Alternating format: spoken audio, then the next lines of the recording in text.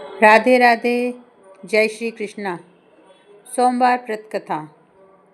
एक नगर में एक सेठ रहता था। उसे धन ऐश्वर्य की कोई कमी न थी, फिर भी वह दुखी था क्योंकि उसका कोई पुत्र नहीं था। पुत्र प्राप्ति के लिए वह प्रत्येक सोमवार को व्रत रखता था तथा पूरी श्रद्धा भाव से भोलेनाथ की भक्ति किया करता था। एक दिन माता पार्वती उसकी भक्ति से प्रसन्न होकर भोलेनाथ से बोली, हे भोलेनाथ, कृपया कर इस भक्त पर भी दया करें तथा इसकी मनोकामना पूर्ण करें। भोलेनाथ पार्वती की बात सुनकर भोलेनाथ ने कहा कि ये संसार एक कर्म भूमि है। यहाँ जो जैसा कर्म करता है वैसा ही फल पाता है।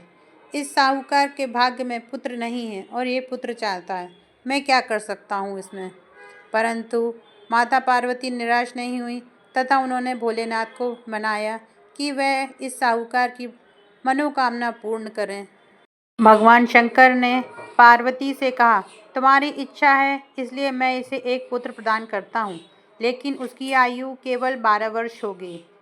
संयोग से नगर सेठ गौरी और शंकर जी की पार्वत संवाद सुन रहे थे। समय आने पर नगर सेठ के को यहाँ एक पुत्र रत्न प्राप्त हुआ।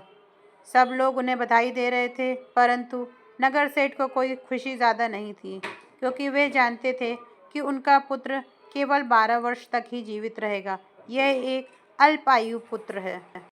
इतने पर भी सेठ ने सोमवार का व्रत और गौरी शंकर का पूजन हवन यथाविधि पहले की तरह ही जारी रखा। समय ऐसा ही बीतता गया। बालक धीरे धीरे 11 वर्ष का हो गया। जब बालक 11 वर्ष का हो गया तो वह पूर्ण युवा जैसा दिखने लगा। फलतः सभी चाहने लगे कि उसका विवाह कर दिया जाए। नगर सेठानी का भी यही आग्रह था, परंतु नगर सेठ पुत्र के विवाह को तैयार नहीं हुए। उसने अपने साले को बुलाया और आदेश दिया। साले को पर्याप्त धन लेकर पुत्र सहित काशी के लिए जाने को कहा और रास्ते में भजन और दान दक्षिणा देते हुए काशी पहुंचकर सर्व विद्या पूर्ण बनाने का प्रयास किया। मामा भांजे काशी के लिए रवाना हुए। हर पड़ाव पर वे यज्ञ करते, ब्राह्मणों को भोजन कराते और दान दक्षिणा देकर दीनहीनों को संतुष्ट करते। इसी प्रकार वे काशी की ओर बढ़ रहे थे कि एक नगर में उनका पड़ाव पड़ा था और उस दिन उस नगर के राजा की कन्या का विवाह था। बारात आ चुकी थी, किंतु वर पक्ष वाले भयभीत थे क्योंकि उनका वर एक आंख से काना था। उन्होंने एक सुंदर युवक की आवश्यकता थी।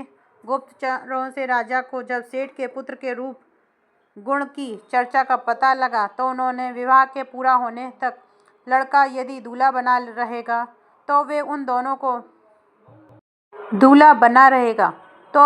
दोनों को बहुत धन देंगे और उनका एहसान भी मानेंगे। नगर सेठ का लड़का इस बात के लिए राजी हो गया। कन्या पक्ष के लोगों ने राजा की पुत्री के भाग्य की बहुत सराहना की कि उसे इतना सुंदर वर मिला है। जब सेठ का पुत्र विदा होने लगा तो उसने राजा की पुत्री की चुनरी पर लिख दिया कि तुम्हारा विवाह मेरे साथ हुआ है। मैं राजा का लड़का ना होकर नगर सेठ का पुत्र हूँ और विद्या अध्ययन के लिए काशी जा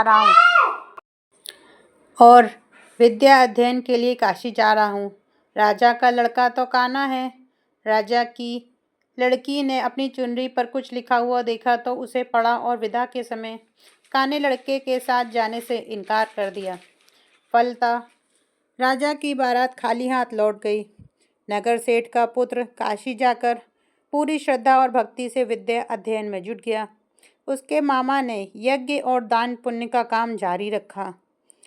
जिस दिन लड़का पूरे 12 वर्ष का हो गया उस दिन भी और दिनों की तरह यज्ञ आदि हो रहे थे।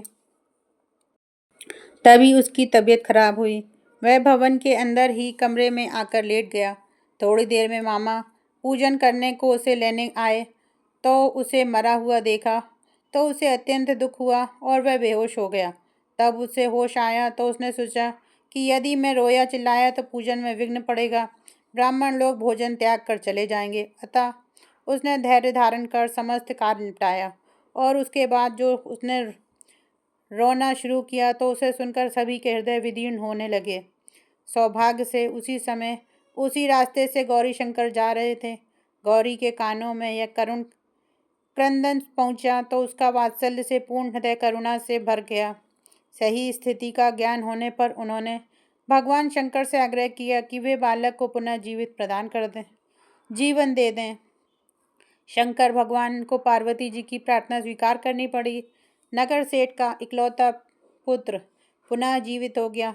शिक्षा समाप्त हो चुकी थी। मामा भांजे दोनों वापस अपने नगर के लिए रवाना हुए। रास्ते में पहले की तरह दान दक्षिणा देते हुए उसी नगर में पहुंचे जहां राजा की कन्या के साथ लड़के का विवाह हुआ था। तो ससुर ने लड़के को पहचान लिया। अत्यंत सादर सत्कार के साथ उसे महल में ले गए। शुभ मुहूर्त निकालकर कन्या और अपने दामाद को पूर्ण दहेज के साथ विदा किया। नगर सेठ का लड़का पत्नी के साथ जब अपने घर पहुंचे तो पिता को यकीन ही नहीं हुआ। लड़के के माता पिता अपनी हवेली की छत पर चढ़े बैठे थे। उनकी प्रतिज्ञा थी कि वहां से तभी उतरेंगे जब उनका लड़का स्वयं अपने हाथ से नीचे उतारेगा, वरना ऊपर से ही छलांग लगाकर आत्महत्या कर लेंगे। पुत्र अपनी पत्नी के साथ हवेली की छत पर गया। जाकर अपने माता पिता को चरण स्पर्श कर नीचे लेकर आया।